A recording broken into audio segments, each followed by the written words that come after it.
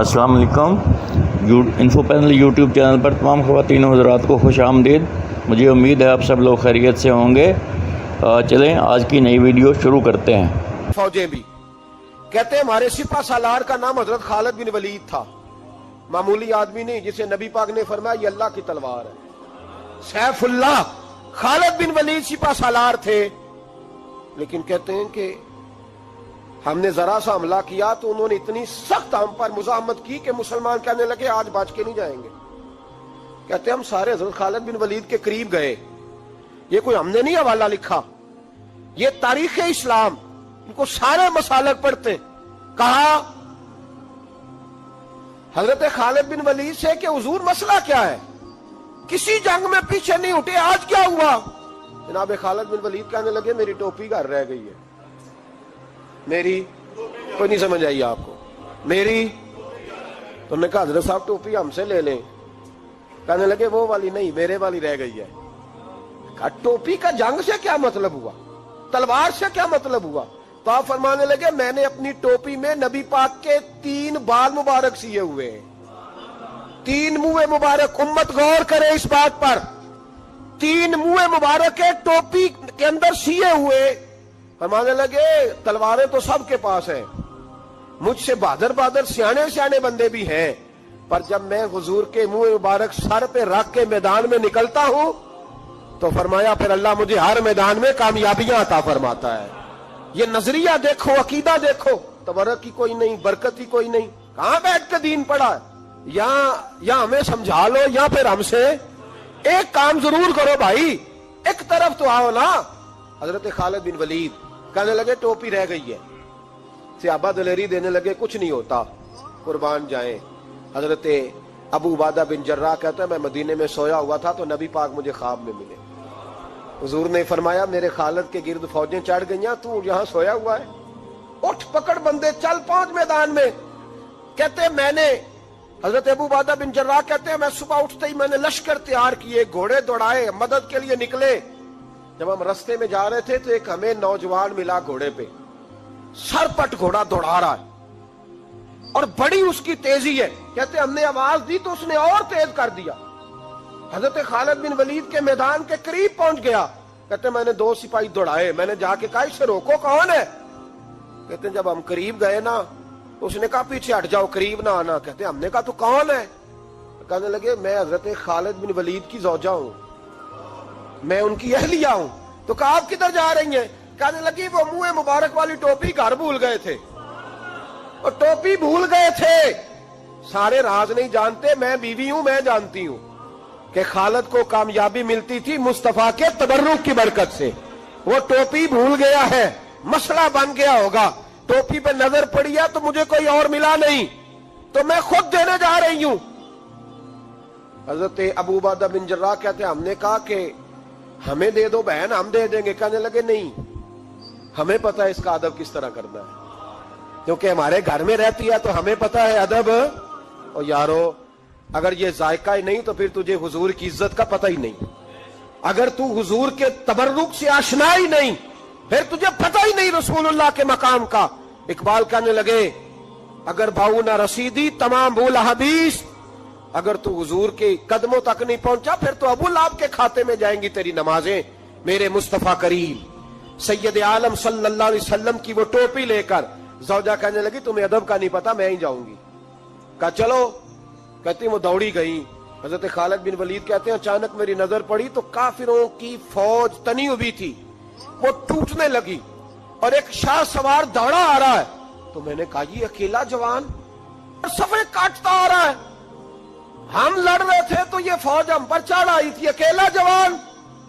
کہتے ہیں جب وہ جوان قریب آیا تو حضرت خالد بن ولید کہنے لگے جوان تو کون ہے, اکیلے نے سب کھول دی. تو کہتے ہیں زوجہ بول کے کہنے لگی نہیں مسئلہ جوان کا یا کمزور کا نہیں, خالد مسئلہ یہ ہے کہ ٹوپی آج میرے پاس ہے, مسئلہ یہ ہے کہ ٹوپی آج اصل شے میرے پاس ہے, تو اس لیے صفے کاٹتی جا رہی ہوں, ورنہ مجھے تو چھری بڑی مشکل سے چلانی آتی ہے. ٹوپی آج میرے پاس ہے, یہ ہے ارض جنت, یہ طیبہ کی زمین ہے, جنت بھی یہی, مال کے جنت بھی یہی ہے, یہ میرے محبوب پاک کے تبرک کی برکت ہے. حضرت خالد بن ولید रदी अल्लाह ताला अन्हु को ज़ौजा कहने लगी टोपी आ गई है। टोपी आई है तो समझ लो फतह भी आ गई है। हजरत खालिद बिन वलीद ने टोपी पहनी, उतनी देर में हजरत अबू उबादा बिन जर्राह भी आ गए। कहने लगे तगड़े रहना, पहुंच गए हैं। तो हजरत खालिद बिन वलीद कहने लगे नाम भी पहुंचते तो खैर थी, अब मुस्तफा के बाल मुबारक पहुंच गए, अब हुजूर के मुंह मुबारक। ओ भाइयों, ये तबर्रुक हुजूर जहां रुके, सही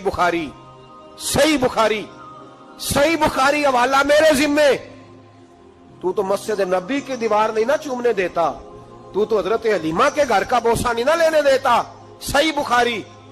हजरत अब्दुल्ला इब्ने उमर, मदीने के मुफ्ती, जिन्हें मेरे नबी पाक ने फरमाया राजुलुन सालिहुन, ये नेक आदमी है। वो जब जाते थे ना बैतुल्ला शरीफ, मक्का मुअज्जमा, तो वो जगह ढूंढ ढूंढ के नमाज पढ़ते थे जहां मेरे नबी ने नमाज पढ़ी है।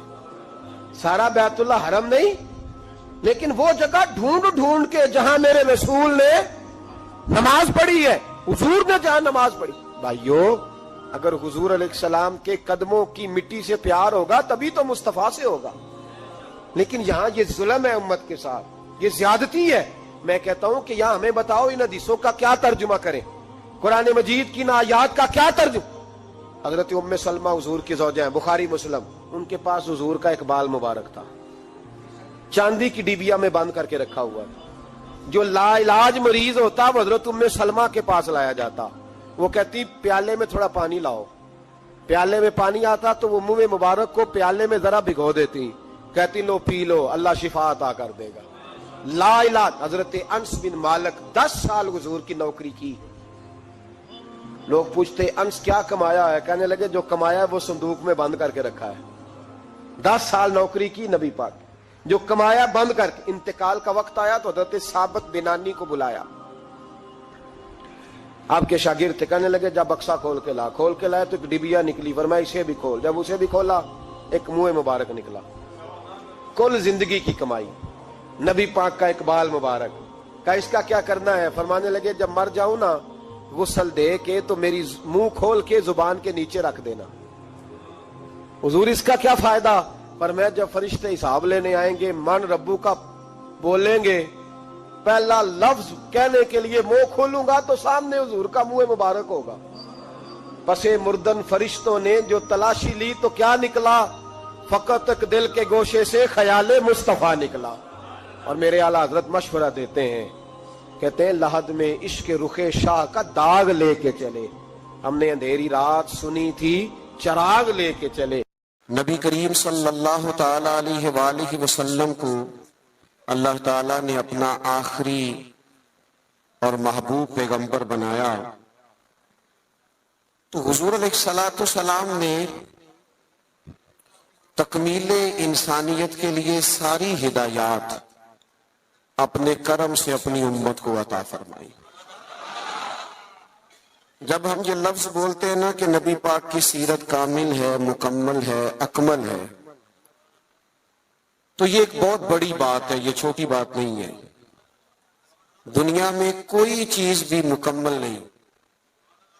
आप करोड़ों रुपए का घर बना दे तो महसूस होता है कि कहीं ना कहीं कोई कमजोरी रह गई है। दुनिया में कोई चीज मुकम्मल नहीं।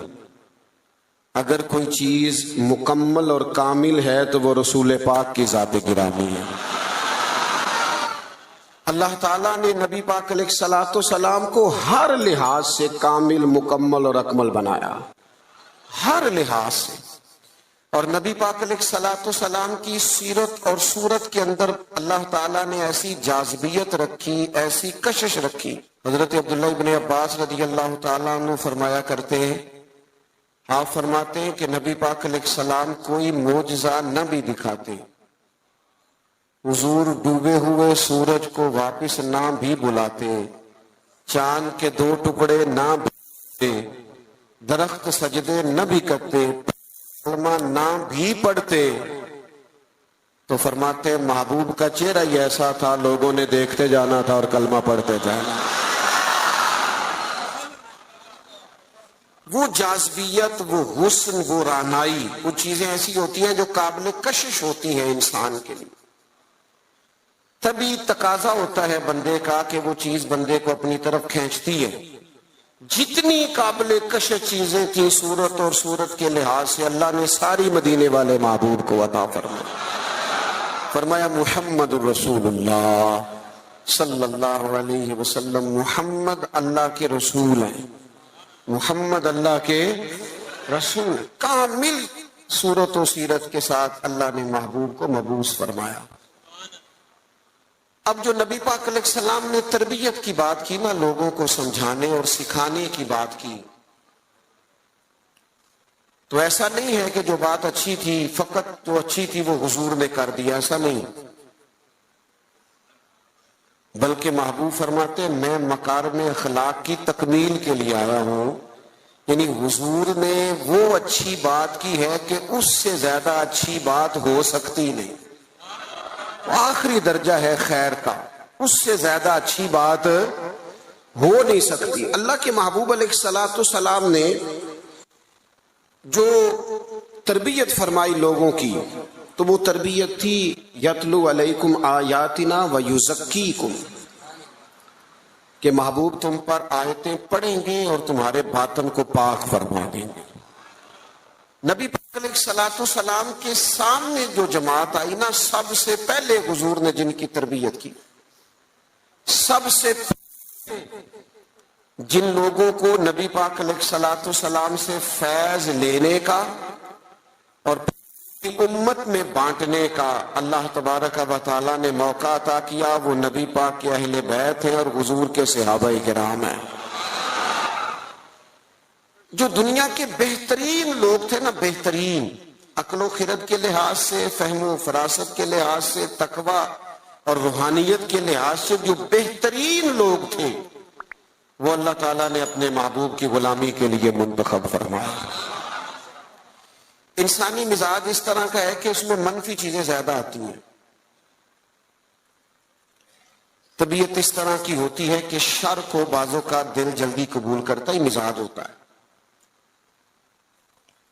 حضور علیہ السلام نے فرمایا اللہ تعالیٰ نے دوزخ کو خواہشات سے ڈھانپ دیا، جو چیزیں دل کو طبیعت کو جلدی اپنی طرف کھینچتی ہیں وہ دوزخ کی طرف لے جاتی ہیں، خواہشات نفسانیہ جو ہوتی ہیں، انسان کی طبیعت جلدی مائل ہوتی ہے۔ لوگوں نے جب دیکھا نا کہ ایک بہترین جماعت ہے حضور کے صحابہ اور اہل بیت کی، اور اتنی اعلیٰ جماعت ہے کہ نہ کبھی زمین نے ایسے لوگ دیکھے تھے، نہ آسمان نے کبھی ایسے لوگ دیکھے تھے، اور اللہ کے محبوب علیہ السلام کے فیضان نبوت سے یوں اجلے ہوئے ان کے باطن کہ دنیا میں وہ جدھر جدھر بھی گئے نا نور ہی بکھیرتے گئے۔ اب جب لوگوں نے یہ دیکھا نا کہ اتنی اہم جماعت ہے اور اتنا بڑا انقلاب اس نے برپا کر دیا ہے، اور اتنی زیادہ انہوں نے اس کے اندر دین کے اندر اور فتوحات کے اندر اضافہ کر دیا، اب شر پھیلانا تو بڑا ضروری ہوتا ہے۔ آپ اگر تھوڑی دیر زیادہ تسلی سے میری بات پر غور کریں تو جب بھی کوئی عالم دین آپ کو کوئی بات سنائے گا یا لکھے، نہیں کہتا کہ ڈائریکٹ حضور سے سنا ہے، وہ کہتے ہیں حضرت ابو ہریرہ سے روایت ہے، حضرت ابو دردہ سے روایت ہے، حضرت عبداللہ ابن مسعود فرماتے ہیں، سیدہ عائشہ صدیقہ فرماتی ہیں، وہ کسی نہ کسی صحابی کا نام لے کے روایت بیان کرے گا۔ آپ کو سمجھ آ رہی ہے میری بات کی؟ دنیا کے اندر سب سے زیادہ محبوب علیہ السلام کے ارشادات موجود ہیں، فرامین موجود ہیں، اور وہ امت پر احسان کیا ہے نبی پاک کے صحابہ نے۔ اب لوگوں نے یہ کیا کہ وہ ڈائریکٹ تو دین کو مشکوک نہیں کر سکتے تھے، انہوں نے اس طرح کیا کہ جو دین کو روایت کرنے والے تھے نا، جو دین کو آگے بیان کرنے والے تھے، ان لوگوں کو مشکوک کرنا شروع کر دیا۔ جب کسی بندے کی شخصیت مشکوک ہو جاتی ہے تو اس کی بات کیسے معتبر رہے گی؟ لوگوں نے چال یہ چلی، زیادتی یہ کی دین کے ساتھ کہ صحابہ اور اہل بیت کی لڑائیاں ثابت کرنی شروع کر دی، معاذ اللہ عداوتیں ثابت کرنی شروع کر دی، اور ان لوگوں کو مشکوک کرنا شروع کر دیا، تاکہ اب ظاہر ہے جب ایک شخص ہی مشکوک ہو جائے گا تو اس کی بیان کردہ بات کیسے ٹھیک رہے گی۔ تو جب آپ صحابہ اور اہل بیت کے تعلق سے کسی تشکیک کا شکار ہوتے ہیں تو جتنا دین وہ لائے، قرآن مجید کو جمع کرنا شروع کیا تھا حضرت صدیق اکبر نے، اور اس میں بھرپور کردار ادا کیا سیدنا عثمان غنی نے. تو جب آپ ان لوگوں کو ہی مشکوک کر دیں گے تو جو کام انہوں نے کیے وہ کیسے معتبر رہیں گے؟ خدا را دین کو سمجھنا، بات کو سمجھنا. اولین جماعت کے خلاف یہ سازش کی گئی. لوگ تاریخ کی کتابیں کھول کھول کے سامنے رکھتے ہیں اور لوگ جانے کیا کیا لے کے آتے ہیں. میں نے تو اللہ کا قرآن پڑھا ہے. رب قرآن مجید میں فرماتا ہے محمد الرسول اللہ والذین معہ اشداء علی الکفار. فرمایا محمد صلی اللہ تعالی علیہ وسلم اللہ کے رسول ہیں اور ان کے جو ساتھ لوگ ہیں وہ کافروں پر سخت ہیں. رحماء بینہم، آپس میں تو بڑے رحم دل ہیں. تو اللہ کا قرآن کہہ رہا ہے وہ آپس میں رحم دل ہیں، وہ آپس میں پیار کرنے والے ہیں، وہ ایک دوسرے کا احترام. اللہ کا قرآن کہتا ہے رحماء بینہم. میرا خیال ہے جب قرآن کی آیت سامنے آ جائے تو پھر تاریخ کی کتاب کی تو ضرورت نہیں رہتی، پھر تاریخی حوالوں میں الجھنے کی حاجت. اللہ نے کہہ دیا رحماء بینہم، وہ آپس میں مہربان ہیں. ہو ہلکا یاراں تو بریشم کی طرح نرم.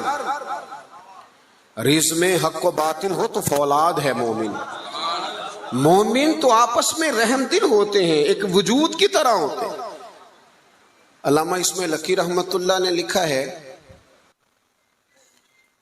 ایک مقام پہ نا تمام صحابہ بیٹھے تھے. ہمارا ایک مزاج ہوتا ہے کہ ہم عزتیں نہیں دیتے، طبیعت ہوتی ہے. اور کچھ لوگ ایسے ہوتے ہیں جنہوں نے طے کر لیا ہوتا ہے کہ مجھے عزت ملنی ضرور چاہیے. یہ بہت بڑا مشکل کام ہے. بہت سارے لوگ خود اپنے لیے پروٹوکول کا اہتمام کر لیتے ہیں، وہ زیادہ نقصان کا باعث ہوتا ہے. کوئی سیاسی سماجی فلاحی بڑا آدمی آ جائے نا کبھی محفل میں تو وہ گردن اونچی کر کر کے دکھاتا ہے پیچھے کہ لو میں آ بھی گیا ہوں اور نقیب صاحب نے میرا نام ہی نہیں لیا. بہت سارے بندوں کی تعریف نہ کرو تو نیند نہیں آتی بیچاروں. یہ ابھی ہم آ رہے تھے نا، ہم نے اپنے میزبان کو ٹیلی فون کر کے کہا کہ مہربانی کرنا کسی استقبال کا اہتمام نہ کرنا. فقیروں اور وزیروں میں کوئی تو فرق رہنا چاہیے، کوئی تو فرق رہ جائے. یہ پہلے کہا، آنے سے پہلے کہا، پوچھ سکتے ہیں. اور میں آ رہا تھا تو ایک سنگی جو ہیں وہ جلدی سے گرنے لگے پیروں میں. میں آپ کو ذمہ داری سے کہتا ہوں آپ ہماری بات مانیں، جو کہہ رہے ہیں تو پھر ہمارا فائدہ ہے، ورنہ پیروں کی کیا بات ہے. میرے جیسے تو گناہ گار کے ہاتھ چومنے سے بھی آپ کو کچھ نہیں ملے گا، کوئی فائدہ نہیں. مان نام کے من دان، یہ تو مجھے آپ نے کرسی پہ بٹھا دیا ہے، ورنہ تو پتہ سارا ہے سردار نو کیتیاں دا ادا پردہ چپائے پلا ہو سی. آپ میں سینکڑوں لوگ ایسے ہیں جو مجھ سے 1000 درجے اعلیٰ ہیں. اس لیے کچھ چیزوں سے باہر آ جاؤ، زندگی کو اس کے اصل حسن کے ساتھ جینا شروع کرو، پھر مزہ آئے گا. کیوں؟ اس لیے کہ میرے کریم محبوب نے فرمایا تو رب کی رضا کے لیے جھک جا، اللہ تجھے عزت عطا فرما دے گا، اللہ تجھے وقار عطا کرے گا. تو جھک جا اللہ کی رضا. ان چیزوں سے باہر آ جائیں. جو بات عرض کرنے جا رہا تھا، ہم عزت نہیں دیتے. قابل عزت آدمی کو ہمیشہ عزت دیں. اچھا، اس کے دل میں نہیں ہونا چاہیے. سیاستہ میں حدیث موجود ہے، نبی پاک علیہ السلام نے فرمایا جس بندے کی خواہش ہو نا لوگ مجھے اٹھ کے ملے، وہ جہنمی ہے. اس کے دل میں خواہش پیدا ہو جائے کہ لوگ کھڑے ہو کے مجھے ملیں، یہ آپ کو سیاستہ میں حدیث ملے گی. لیکن جو قابل عزت ہو اسے عزت دینی چاہیے. اور میں بڑے زمانے سے کہہ رہا ہوں کسی کو عزت ہمیشہ وہ دیتا ہے جو خود صاحب عزت ہوتا ہے. وہ صاحب عزت لوگ عزت والوں کو عزت دیتے ہیں. بات کی سمجھ آ رہی ہے آپ حضرات؟ علامہ اسماعیل حقی رحمت اللہ لکھا ہے کہ جگہ پہ صحابہ حضور علیہ الصلوۃ والسلام کے ساتھ بیٹھے تھے تو جگہ وہاں بظاہر تھوڑی کم تھی. ڈھیر سارے لوگ بیٹھے تھے حضور کی خدمت عالی مرتبت میں زیارت و ملاقات کا شرف پانے کے لیے. تو ظاہری طور پر وہاں جگہ تھی. حضرت ابو بکر صدیق اکبر افضل البشر بعد الانبیاء بالتحقیق، حضرت صدیق اکبر نہ حضور کے بالکل ساتھ بیٹھے تھے، وہ آج بھی کریم کے بالکل ساتھ ہی ہیں، بالکل حضور کیا مقدر ہیں صدیق و فاروق کے، جن کے گھر رحمتوں کے خزینے میں، بالکل کریم کے ساتھ بیٹھے تھے، بالکل ساتھ۔ اچانک دروازہ کھلا اور جیسے ہی لوگوں نے چہرے اٹھائے تو مولا علی شیر خدا تشریف لے آئے۔ ہر بندہ تیار تھا اٹھ کے استقبال کرنے کو، ہر شخص، لیکن حضرت صدیق اکبر نے نہ کسی کو موقع ہی نہیں دیا۔ سب سے پہلے حضرت ابو بکر اٹھے اور دروازے پر جا کر ان کا استقبال کیا، اور پھر ان کو بازو سے تھام کے لا کے حضور کے قریب بٹھایا اور تھوڑا ذرا سائیڈ پہ ہو کے بیٹھ گئے۔ ساری اسرار صرف تقریروں کے نہیں ہوتے، بعض اوقات عمل سے بھی ایسا نتیجہ نکلتا ہے، عمل کرنے سے بھی، کہ وہ بات کہیں دور چلی جاتی ہے۔ حضرت سیدنا صدیق اکبر اٹھے، بازو تھاما، لا کے مولا کائنات کو حضور کے قریب بٹھایا۔ کسی نے تبصرہ نہیں کیا، محفل کا رنگ ہی بدل گیا، لوگوں کے ذہنوں میں تصور بھی بدل گئے۔ جب کیفیت اور ہو گئی تو اور کیا تبصرہ کوئی کرتا۔ میرے کریم بولے اور حضور فرمانے لگے، دیکھا تم نے میرے ابو بکر نے کیا کیا ہے؟ تم نے غور کیا میرے صدیق نے کیا کیا ہے؟ پھر حضور فرمانے لگے، عزت والا ہی کسی کی عزت کو پہچانا کرتا۔ اہل فضل، ہمیشہ ہمارا نا دور آ گیا ہے حقوق مانگنے کا، ہر آدمی حقوق مانگ رہا، اور ہر محکمے کے الگ الگ حقوق ہیں، اور ہر بندہ شکوہ کر رہا۔ کئی دفعہ مجھے کمزور لگتے ہیں وہ لوگ جو اس طرح شکوے کرتے ہیں۔ ایک جگہ میں دستار فضیلت کے اجتماع میں حاضر تھا تو وہاں ایک صاحب نے بڑے درد سے بات کی کہ لوگ علماء طلباء کی عزت نہیں کرتے، وہ وقار نہیں دیتے۔ میں نے کہا ٹھیک ہے، آپ کی بات بڑی حد تک یہ مسئلہ ٹھیک ہے، لیکن اس کا اظہار کبھی بھی کمزوری کے ساتھ نہ کریں، کبھی سہم کے ڈر کے پیچھے ہٹ کے یہ بات نہ کریں۔ آپ کو کیا ضرورت پڑی ہے اتنا جھوک کے یہ بات کرنے کی؟ آپ تو وہ جماعت ہیں، طالب علم علماء تو وہ جماعت ہے کہ یہ پہلے دن گھر سے نکلتا ہے، ابھی اس نے ایک سپارہ بھی نہیں پڑھا، الف با تا سا بھی نہیں پڑھا، ابھی گھر سے نکلا ہے کہ اللہ کے فرشتوں نے اس کے پیروں کے نیچے بھی دیے۔ تو تمہیں رب رسول کی بارگاہ سے اتنا احساس مل رہا ہے، تو ادھر ادھر کیوں دیکھتا ہے؟ یہ کچی بات ہے۔ کمزور مزدور آدمی نا، کئی دفعہ بعض لوگ ملنے آتے ہیں تو کہتے ہیں آپ کیا کام کرتے ہیں؟ کہتے ہیں جی حضرت صاحب، پیر صاحب، میں نا جی مزدور ہوں۔ میں کہتا ہوں یہ آپ نے جھک جھک کے بات کیوں کی؟ سر جھکا کے آپ نے بات کی میں مزدور ہوں، اس کا کیا معنی ہوگا؟ سر جھکا کے وہ بات کرے جس نے کرپشن کی ہے، جس نے مال لوٹا ہے، جو کسی کے پیسوں پہ پلتا ہے۔ تو محنت کر کے دو ہاتھوں سے کما کے کھاتا ہے، تو سار اٹھا کے جیا کر۔ اللہ کے محبوب علیہ الصلوۃ والسلام نے فرمایا سب سے بہترین روزی وہ ہے جو بندہ اپنے دو ہاتھوں سے محنت کر کے کما کے کھاتا ہے۔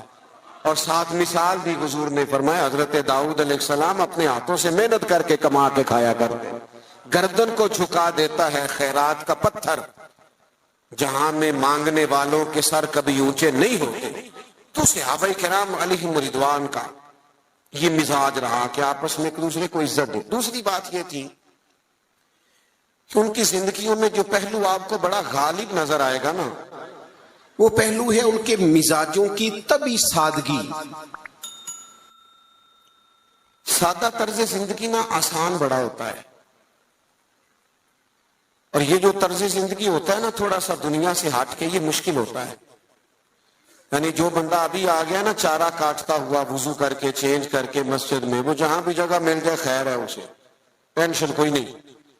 اور جس بچے نے 4-5 ہزار دے کے بال سیدھے کرائے ہوئے ہیں، وہ پریشان بھی بڑا ہے کہ میں نے اتنا خرچہ کر دیا، کوئی دیکھ ہی نہیں رہا میری طرف۔ یہ سادہ طرز زندگی بڑا آسان ہوتا ہے، بڑا۔ حضرت مولا علی شیر خدا رضی اللہ تعالیٰ عنہ کوفے کی جامع مسجد کے باہر کھڑے ہو کے فرما رہے، یہ حقیقتیں آپ کو پتہ ہے مسائل کتنے بڑھ گئے ہیں ملک کے اندر۔ غریبی کتنی جڑیں پکڑ کے لوگ پیٹرول پہ بحث کرتے ہیں. پیٹرول پہ بحث وہ لوگ کرتے ہیں جن کی گاڑیاں بڑی ہیں. بڑے لوگ بڑی گاڑیوں والے وہ پیٹرول پہ بحث کرتے ہیں. چھوٹا غریب آدمی پیٹرول پہ بحث نہیں کرتا, اس کا پیٹرول سے لینا دینا کچھ نہیں. وہ تو اس بات پہ بحث کرتا ہے کہ یار بس کا کرایہ فی سواری 5 روپے بڑھ گیا ہے, روز دکان پہ جانا ہوتا ہے. اس کا تعلق اور چیز سے ہے. اللہ کرے آپ کو سمجھ آئے میری بات. یہ 15-20% طبقہ ہوتا ہے جو بڑی بڑی باتیں کرتا ہے اکانومی کی اور فلاں فلاں فلاں. آپ لمبی بات کر رہے ہیں. یہاں تو مسئلہ اس بندے کا ہے جس نے صبح روز 25 روپے جانے کے دینے ہیں, 25 روپے اس پر بوجھ پڑتا ہے, اس کا بجٹ متاثر ہوتا ہے, اس کو دشواری ہوتی ہے. تکلیف اس گھر میں ہوتی ہے جس میں رات کو بیوی اپنے شوہر سے کہتی ہے کہ میرا دل نہیں کرتا آپ کو تکلیف دوں, اور صبح جب بچوں نے جانا ہے نا اسکول, کالج, مدرسہ, تو ان کے پراٹھے پکانے کے لیے گھی کوئی نہیں میرے پاس. تو مہربانی سب روگاں دا روگ محمد جس کا نام غریبی, کانڈ ولا کے لنگ جاندے نہیں دوست یار قریبی. یہ سب سے بڑا دکھ ہے. اس ملک میں یہ کس طرح آسان ہو سکتا ہے جب ملک کے اندر سادہ طرز زندگی کو فروغ دیا جائے. سادہ طرز زندگی. جب ایک آدمی بہت موج میں وقت گزار رہا ہے, ایک تکلیف میں وقت گزار رہا ہے, تو کیسے معاملہ ٹھیک ہوگا؟ حضرت مولا علی شیر خدا کرم اللہ تعالی وجہ الکریم کوفہ مسجد کے باہر کھڑے تھے اس حال میں کہ وہ امیر المومنین ہیں, اور ہاتھ میں زرہ پکڑی تھی. اور یہ بات وہ کسی مظلومانہ انداز میں نہیں کر رہے تھے, کسی پریشانی کے عالم میں نہیں کر رہے تھے. جیسے بندہ غریب ہو تو اس کی آنکھوں سے غربت چھلکتی ہے, معاذ اللہ یہ رنگ نہیں تھا. بلکہ وہ باہر کھڑے ہیں اور بڑے وقار کے ساتھ کہہ رہے ہیں یار یہ میری زرہ کو بندہ خرید لے, میرا طعمت زیادہ پرانا ہو گیا ہے, اگر نئے خریدنے کے پیسے ہوتے تو میں زرہ نہ بیچتا, یہ کو بندہ لے لے مجھ سے, یہ لے لے. سادہ طرز زندگی, یہ سمجھے. یہ صحابہ اور اہل بیت کی شان ہے. آپ کو پتہ ہے نبی پاک علیہ السلام نے اپنی اولاد کے لیے دعا مانگی ہے, اے اللہ میری اولاد کو نا بقدر ضرورت روزی دینا. اور حضور دعا مانگتے تھے اے اللہ ایک دن پیٹ بھر کے روٹی دینا اور ایک دن کا فاقہ دینا. ایک دن کا فاقہ بھی حضور نے مانگا ہے. میرا میٹھا کھانا ہی سنت نہیں, فاقہ کرنا بھی سنت ہے. اس پر بھی توجہ کریں. یہ بھی حضور نے دعا مانگی, یہ بھی مانگ کے دیکھے کوئی اپنے لیے, یہ بھی حضور نے مانگی. مہینہ مہینہ چولہا نہیں جلا سیدہ فاطمہ کے گھر میں, مہینہ مہینہ. یہ ہمارے بچے نہیں میدانوں میں جہاد کر سکتے. وہ کیسے جہاد کریں گے جن کا ٹیشو پیپر کوئی اٹھاتا ہے, جن کی گاڑی کا دروازہ کوئی کھولتا ہے, وہ میدان میں کیسے نکلیں گے؟ سیدہ پاک کی اولاد پاک نے میدان میں ڈٹ کے مقابلہ کیوں کیا؟ اس لیے کہ ان کی اماں نے مہینہ مہینہ کھجور سرکے پہ گزارا کرنا سکھایا ہوا تھا. ان کی ماں نے سکھایا تھا 3 دن روزے رکھنے, اور کھجور پانی سے سحری, کھجور پانی سے افطار. جب گھر کے اندر یہ سادگی کا حسن ہونا تو پھر بچوں کو مشکل نہیں ہوتی میدانوں میں کھڑا ہونے, پھر وہ طاقتور ہوتے, اعصابی طور پر مضبوط ہوتے. ہم نے دولت جمع کرنے کے نام پر اپنی اولادوں کو کمزور کر دیا ان لوگوں کے مزاج میں. اور یہی منہج صحابہ کا ہے. حضرت عمر فاروق رضی اللہ تعالیٰ عنہ کو بندہ ملنے آ جاتا تھا نا کبھی,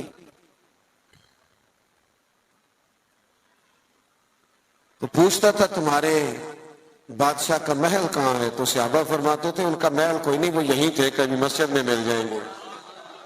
اور جا کے پوچھتے تھے جناب امیر المومنین کہاں؟ تو مسجد والے کہتے تھے یہیں تھے, کہیں باہر نکل گئے. باہر نکل کے پوچھا حضرت عمر کہاں ہیں؟ تو انہوں نے کہا وہ باغ ہے نا فلانا, اس باغ کی. تو اس نے کہا حد ہو گئی ہے, ہمارا تو بادشاہ گلی میں نظر آ جائے تو پورے علاقے کو پتہ چل جاتا ہے بادشاہ سلامت آ گئے. اور یہاں عجیب منظر ہے کہ امیر المومنین اور 22-24 لاکھ مربع میل کی حکومت, یہ سادہ طرز زندگی اسی کسی دے کچھ بھی نہیں لگتے. نہ کوئی ساڈا دردی تے نالے اٹھ بھلیا چل اوتھے بسیے جتھے نہیں سنے, نہ کوئی ساڈی ذات پچھانے نہ کوئی سانو منے. یہ طرز زندگی، یہ انداز تکلم.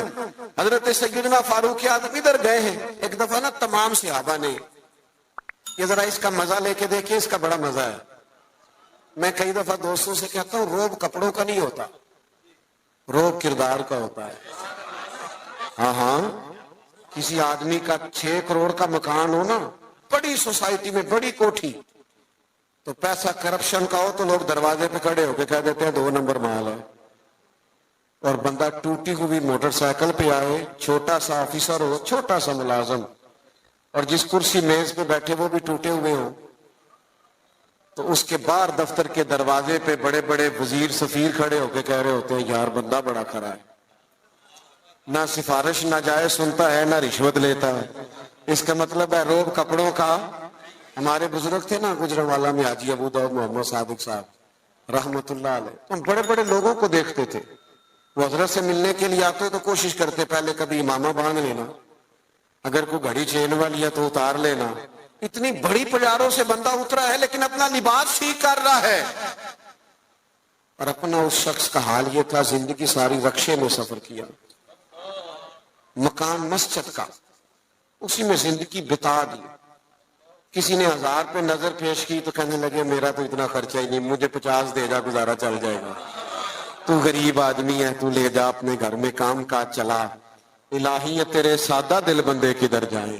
او عزیز دوست، سادہ طرز زندگی، سادہ، یہ شان ہے صحابہ اور اہل بیت کی. اپنی زندگیوں میں نا یہ اعلیٰ کھانا کھا کے نا، روز مرغن غذائیں کھا کے پھر دوائیاں بھی کھانی پڑتی ہیں. سادی روٹی کھائیں نا. میں نے اپنے ابا جی سے ایک دن پوچھا، میں نے کہا کھانے میں کیا پسند ہے؟ کہنے لگے پتر جے بھوک لگی ہوئے تے اچار دا بھی بڑا ہی مزہ ہے تے چٹنی دا بھی بڑا ہی سواد ہے، تے جے نہ لگی ہوئے تے پھر نخرے، یہ نہیں کھانا یہ نہیں کھانا. بھوک لگ جائے تو پھر سارا کچھ کھانے میں مزہ آتا ہے. حضرت عمر فاروق کو نا میٹنگ کر کے صحابہ نے میٹنگ کر کے کہا، باقاعدہ میٹنگ ہوئی کہ جناب عمر سے کہنا ہے حضرت صدیق اکبر رضی اللہ تعالیٰ عنہ کے دور مبارک تک اتنی وسعت نہیں تھی، اب تو اللہ نے بڑی وسعت کر دی ہے. آپ کو بھی مال غنیمت میں بڑا حصہ ملتا ہے، اور اپنی جگہ حضور کا فرمان بھی بالکل درست موجود ہے کہ اللہ نعمت دے تو اثر دیکھنا پسند کرتا ہے. آپ کا کرتا کوئی پرانا پھٹا ہوا، اتنے پیبند ہیں کہ اب پیبند لگنے کی بھی جگہ نہیں. عمر سے کہنا کرتا نیا لے لیں. سب نے کہا بالکل کہنا چاہیے یار، بڑے بڑے وزیر ملنے آتے ہیں، بڑے بڑے ملکوں کے سفیر آتے ہیں، تو عمر سے کہنا ہے. سب کہنے لگے کہنا چاہیے کہنا چاہیے. ایک صحابی بولنے کہنے لگے چلو پھر اس بندے کا نام بھی بتاؤ جو عمر سے بات کرے گا. بندہ ایک چنو نا جو سیدنا عمر سے ان کے روب کے سامنے کوئی بات کرے گا. ایک صحابی کہنے لگے ہے نا ایک بندہ جن کی بات نہیں ٹالیں گے. کہا وہ کون ہے؟ کہنے لگے مولا علی شیر خدا، ان کی بات نہیں ٹالی جائے. حضرت علی سے گزارش کی آپ مہربانی کریں. حضرت عمر سے کہیں. جناب علی کہنے لگے بات تمہاری ٹھیک ہے، کرتا نیا لینا بھی چاہیے، اور اللہ نعمت دے تو اثر دیکھنا پسند کرتا ہے، اور عمر سے کہنا بھی چاہیے. یہ بھی ٹھیک ہے، میں کہوں گا تو عمر مان لیں گے، لیکن چونکہ میں ہم راز ہوں، میں طبیعت جانتا ہوں، میں کہوں گا تو مان لیں گے، پر یہ والی بات میں نے بھی کوئی نہیں کرنی. کوئی اور کہو تو کرا دیتا ہوں، یہ والی نہیں میں نے کرنی. کہا پھر کوئی رستہ ہی بتا دیں. تو حضرت علی کے پاس رستے تو سارے ہیں نا، جانتے تو سارے ہیں نا. وہ باب مدینہ العلم ہے. حضرت مولا علی کہنے لگے رستہ ہے نا، سیدہ عائشہ صدیقہ وہ ماں ہے نا مومنوں کی، تو ماں کی بات ٹالی نہیں جا سکتی. ماں تو ماں ہوتی ہے. سیدہ عائشہ صدیقہ رضی اللہ تعالیٰ عنہ سے کہا آپ کہیے. تو سیدہ فرمانے لگی ٹھیک ہے. فوراً حکم دیا جناب عمر آئیں. انہوں نے بھی چند منٹ بھی نہیں لیے، فوراً حاضر ہوئے. ہر جگہ پہ نا بحث نہیں کرنی چاہیے، کچھ جگہ غلامی بھی کرنی چاہیے، چپ کر کے بھی مان لینی چاہیے. سانو قید سجن دا گہنا ہے، او جینج رکھے اونج رہنا ہے، کبھی مان لینا چاہیے چپ کر. حضرت عمر دوڑے گئے. اماں جی میں حاضر ہوں. کہا امیر المومنین نے ایک بات کر لی، آپ حکم کریں. فرمانے لگی لوگوں کا خیال ہے کہ بڑے لوگوں کو آپ سے ملنا ہوتا ہے، اور آپ کا کرتا وہی پرانا. اللہ نے وسعت دی ہے مسلمانوں کو، آپ کے حصے میں بھی مال غنیمت میں سے حصہ آتا ہے، پر آپ گھر سے نکلتے ہیں اور مسجد سے نکلتے ہیں اور گھر جانے تک سارا تقسیم کر دیتے. ایک کرتا لے لے، کیا حرج ہے؟ کوئی بات نہیں، کوئی تفصیل نہیں، کچھ نہیں. حضرت عمر چپ کر گئے. کہنے لگے اماں جی آپ کا حکم آ گیا، شام سے پہلے پہلے لے لوں گا. ہاں ہاں سانو قید سجن دا کہنا ہے، وہ جنج رکھے ایسا اونج رہنا، یہ حضور کی نسبت ہے، اس کا اکرام ہے. میں شام سے پہلے لے لوں گا، لیکن اگر آپ اجازت دیں تو ایک بات کر لوں چھوٹی سی. سیدہ کہنے لگی عمر کر لے. تو جناب عمر بات کرنے سے پہلے رو پڑے. کہنے لگے اماں جی یہ جو کرتا میں نے پہنا ہے نا، میں حضور کے زمانے میں بھی اسی طرح رہتا تھا. ابو بکر صدیق جب مجھے مشوروں کے لیے بلاتے تھے تو اسی طرح پیبند والے کرتوں میں جایا کرتا تھا. آپ حکم کریں گی تو شام سے پہلے پہلے لے لوں گا، لیکن میں اسی طرح رہتا تھا. اس طرز زندگی میں مجھے قرار ہے. تھوڑی دیر سناٹا چھا گیا، جواب کوئی نہ آیا. جب جناب عمر نے توجہ کی تو سیدہ عائشہ کے رونے کی آواز آ رہی. تھوڑی دیر کے بعد فرمانے لگی عمر جو صحابہ نے کہا وہ بھی ٹھیک تھا، لیکن جو آپ کہہ رہے ہیں وہ تو بالکل ہی ٹھیک ہے. آپ اپنے حساب سے جیئیں. ایک تو آپس میں محبت احترام، اور دوسرا طرز زندگی سادہ، اور تیسرا آپ ساری کتابیں پڑھ لیں، سیدہ فاطمہ، مولا علی، حسنین کریمین علیہم رضوان کی سیرت پر ساری کتابیں، ہر کتاب میں لکھا ہوگا کہ گھر میں مہینہ مہینہ چولہا نہیں جلا، روٹی نہیں پکی. ہر کتاب میں لکھا ہوگا. لیکن مزے کی بات یہ ہے جس نے یہ لکھا ہے نا مہینہ مہینہ چولہا نہیں جلتا تھا، اس نے 2 صفحے چھوڑ کے یہ بھی سبھی نے لکھا ہے کہ گھر میں مہینہ مہینہ چولہا نہیں جلتا تھا، پر جو دروازے پہ آتا تھا اسے جھولی بھر کے عطا فرماتے تھے. مالا والے سخی نہیں ہوں گے کہ سخیاں کل مال نہیں ہوں. مالا والے سارے نہیں، کچھ ہوتے بھی ہیں اللہ ماشاءاللہ. مالا والے سخی نہیں ہوں، سخیاں کل مال نہیں ہوں. ہاں ایتھے اوتھے دومی جانی سخی کنگال نہیں ہوں. یہ بھی بات پکی ہے. یعنی غریبی میں سخاوت، وہ ہمارے ہاں ہم نے یہ سمجھا ہے کہ سخاوت کروڑوں اربوں سے ہوگی، لاکھ آئیں گے تو سخاوت ہوگی، یہ ہم نے سمجھ لیا ہے. حالانکہ نبی پاک علیہ السلام نے تو یہاں سے سخاوت شروع فرمائی ہے. حضور فرماتے ہیں کہ گوشت پکاؤ نا تو شوربہ زیادہ کر لیا کرو، اور اپنے پڑوسی کو بھی سالن میں شامل کرو. یہاں سے سخاوت شروع کی، یہاں سے حضور، یہاں سے. آپ غور کریں صحابہ اور اہل بیت کی زندگیوں پر کہ ان کا طرز زندگی سخاوت کے معاملے میں کیا ہے. بڑا کم ہوتا ہے سگے بھائی کو لوگ دینے میں کتراتے، لیکن جب ہجرت کر کے مہاجرین مدینے آئے تھے نا تو انصار نے چلتے کاروبار آدھے آدھے دے دیے. یہ باتیں کرنی آسان ہے، لیکن کسی کو اپنا گھر، اپنے بچوں میں لوگ گھر تقسیم کرتے ہیں نا، دیوار میں دیوار نکلتی ہے تو روتے ہیں میرا گھر بٹ گیا ہے. اپنے بچوں میں بانٹتے وقت لوگ رو پڑتے ہیں. میرے دوستوں صحابہ نے تو آپس میں بانٹ دیا. میں بس بات ختم کرنے لگا ہوں. امام حسین رضی اللہ تعالیٰ عنہ گھر میں تھے، دروازے پہ دستک ہوئی. آپ نے صاحبزادے سے کہا دیکھنا کون ہے. عرض گزار ہوئے حضور ایک بھکاری ہے، فقیر ہے، مانگنے والا آیا. 600 یا 800 دینار پڑے تھے گھر میں. ہم نہ مانگنے والے کے لیے وہ نوٹ رکھا ہوتا ہے ہم نے جو بچہ بھی کوئی نہیں لیتا، ایک مانگنے والے کے لیے، ایک مسجد کی ٹوپی میں ڈالنے کے لیے، سب سے چھوٹا رکھا ہوتا ہے. کہا حضور وہ آیا ہے تو 600 یا 800 دینار پڑے تھے. امام حسین اٹھ کے باہر تشریف لے گئے، وہ سارے کے سارے دینار فقیر کی جھولی میں ڈالے اور ڈھال کے فرمانے لگے پتہ نہیں تھا آپ نے آنا ہے، ورنہ میں کو بندوبست کر کے رکھتا. یہ دیکھو خود بھیک دے خود ہی کہیں منگتے کا بھلا ہے. منگتے کا ایک تو ان کا احترام تھا آپس میں، ایک یہ کہ انہوں نے طرز زندگی سادہ، یہ جو فقیری ہے نا، یہ حضور کی مجبوری نہیں، یہ نبی پاک کی پسند ہے. فقر اختیاری ہے رسول پاک کا، حضور کی پسند ہے سادہ رہ. اور تیسری بات یہ کہ سخاوت کرنا، دوسروں کا خیال رکھنا. ایک بات سن لیں اور میں اپنی بات کو ختم کروں. 9-10 محرم کی درمیانی رات تھی.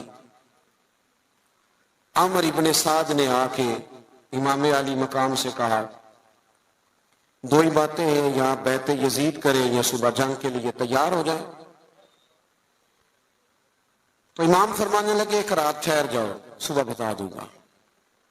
وہ چلا گیا، اس نے کہا ٹھیک ہے. حضرت عباس آئے. حضرت عباس رضی اللہ تعالیٰ عنہ عرض گزار ہوئے، بھائی جان میرے آقا، فیصلہ آپ کا مجھے پتا ہے صبح کیا ہونا ہے. فیصلہ ابھی بھی یہی ہے اور صبح بھی یہی ہے کہ آپ نے بیعت تو کرنی نہیں، ہونی تو جنگ ہے. تو آپ ایک رات کا آپ نے کہہ دیا، یہ عجیب سے لوگ ہیں، پتہ نہیں کیا سوچیں گے. تو امام حسین فرمانے لگے عباس تیرا کیا خیال ہے؟ میں نے سوچنے کے لیے ٹائم لیا. کہ حضور پھر کس لیے لیا ہے؟ فرمانے لگے عباس یہ جملہ یاد رکھنا. کہنے لگے عباس تجھے پتا ہے نا کہ حسین کو سجدوں سے بڑا پیار ہے، سجدوں سے پیار ہے. فرمایا ایک رات اس لیے لی ہے کہ ذرا رج کے اپنے رب کو سجدہ تو کر لیں. تو 4 باتیں آج کی نشست میں. ایک تو ان کا احترام، قرآن نے کہہ دیا رحماء بینہم. اور دوسری بات یہ کہ ان سے زندگی گزارنا سیکھیں، سادہ ہو جائیں. اور تیسری بات یہ کہ اپنے بھائیوں کا یہ غریب جو ہوتے ہیں نا، یہ سیانے نہیں ہوتے، کیونکہ سیانے ہونے کے لیے بھی پیسوں کی ضرورت ہوتی ہے. جدے گھر دانے وہ دے. غریب سیانے نہیں ہوتے، اس لیے غریبوں کے لوگ شکوے بھی زیادہ کرتے ہیں. سیانے کیوں نہیں ہوتے؟ آپ نہیں سیانے پھر بھی پیار کریں، ان سے محبت کریں، ان کے حق میں اپنے دلوں کو نرم کریں. اور تیسری بات یہ کہ اپنے دوستوں کو، اپنے رشتہ داروں کو ضرور صلہ رحمی سے نوازیں. اور چوتھی بات یہ کہ سجدے کا، عبادت کا ذوق پیدا کریں. اچھا نہیں لگتا بزم میں تیزی سے آنا اور چلے جانا، لیکن ہم مجبور لوگ ہیں. ہم ایک جگہ پہنچ رہے ہوتے ہیں تو دوسری جگہ سے فون آ رہے ہوتے ہیں. وہ یہ بھی نہیں پوچھتے نکلے ہو کہ نہیں، وہ پوچھتے ہیں پہنچے کتنے ہو. مجھے امید ہے آپ کو یہ ویڈیو پسند آئی ہوگی. اس کو لائک کر دیجئے، اور اگر آپ نے ابھی تک چینل کو سبسکرائب نہیں کیا تو اس کو چینل کو سبسکرائب کر دیجئے جاتے جاتے، تاکہ ہر نئی آنے والی ویڈیو کا نوٹیفیکیشن آپ کو بر وقت مل سکے.